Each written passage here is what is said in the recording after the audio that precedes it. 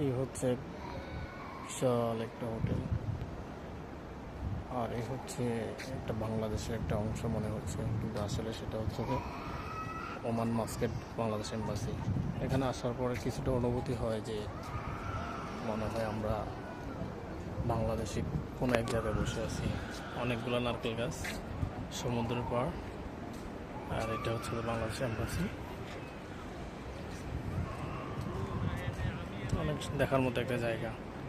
কিন্তু বাংলাদেশ হলে এখান থেকে অনেক টাকা পয়সা ইনকাম করা হতো, দোকান এটা সেটা অনেক কিছু, কিন্তু এটা সবগুলাই মুক্ত, যানজট মুক্ত।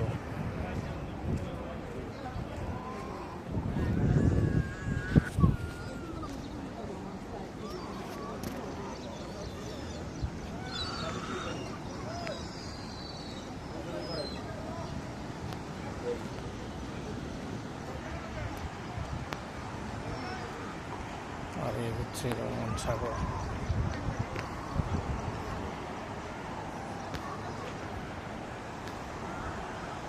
সাগরের গর্জন।